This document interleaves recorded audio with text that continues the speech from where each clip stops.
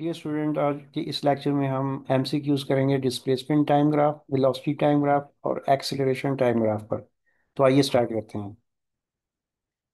तो पहले हम समझ लेते हैं कि डिस्प्लेसमेंट टाइम ग्राफ किस तरह के कितने पॉसिबल हैं, कितने इनके केसेस हो सकते हैं। तो पहला केस, डिस्प्लेसमेंट वर्सेस टाइम का ग्राफ हमारे पास अगर इस तरह का स्ट्रेट लाइन हो तो इसका मतलब है कि बॉडी जो है वो उसका डिस्प्लेसमेंट टाइम के साथ चेंज नहीं हो रहा। डिस्प्लेसमेंट टाइम के साथ चेंज नहीं हो रहा और बॉडी जो है वो रेस्ट पर है और उसकी वेलोसिटी जो है ज़ीरो है।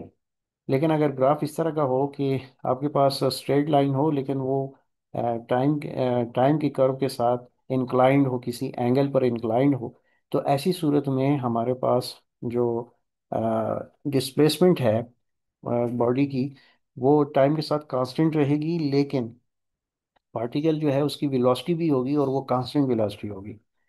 लेकिन एक्सीलरेशन इसका ज़ीरो होगा। और अगर बॉडी के डिस्प्लेसमेंट का ग्राफ इस तरह का कर्व हो कि वो इंक्रीज होता जा रहा हो, तो जैसे आप इस कर्व को देख सकते हैं कि वो इंक्रीज होता जा रहा है, ऊपर की तरफ जा रहा है, तो ऐसी सूरत में हमारे पास वेलोसिटी जो है वो बॉडी की इंक्रीज हो रही होगी और एक्सीलरेशन भी इसका होगा जो कि पॉजिटिव होगा। लेकिन अगर कर्व इस तरह का हो कि आप देख सकते हैं इंक्रीज हो रहा हो और बाद में वो स्ट्रेट और फिर डिक्रीज की तरफ जा रहा हो, तो ऐसी सूरत में हमारे पास बॉडी की वेलोसिटी जो है वो डिक्रीज हो रही होगी टाइम के साथ, और उसमें एक्सीलरेशन भी होगी लेकिन वो नेगेटिव होगी। अब वेलोसिटी टाइम ग्राफ देख लेते हैं। अगर बॉडी कांस्टेंट वेलोसिटी के साथ मूव कर रही है, टाइम के साथ मूव कर रही है, कांस्टेंट वेलोसिटी है उसकी, तो ऐसी सूरत में हमारे पास वेलोसिटी वर्सेस टाइम का ग्राफ स्ट्रेट लाइन होगा। और जब स्ट्रेट लाइन होगा, कांस्टेंट वेलोसिटी होगी, तो उसमें एक्सीलरेशन का कोई चांस नहीं है, एक्सीलरेशन जो है उस बॉडी का ज़ीरो होगा।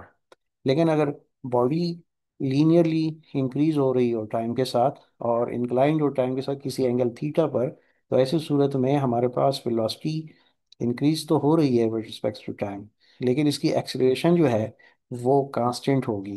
एक्सीलरेशन कांस्टेंट होगी और पॉजिटिव होगी। और अगर वेलोसिटी एक बॉडी की linearly with respect to time decrease हो रही हो, जैसे कि यहाँ पर आप देख सकते हैं with respect to time decrease हो रही है, तो ऐसी सूरत में हमारे पास बॉडी जो है रिटार्डेड हो रही है। उसकी उसमें एक्सेलरेशन है लेकिन वो नेगेटिव एक्सेलरेशन है, रिटार्डेशन है उसमें। तो ये ग्राफ भी आप समझ जाएं।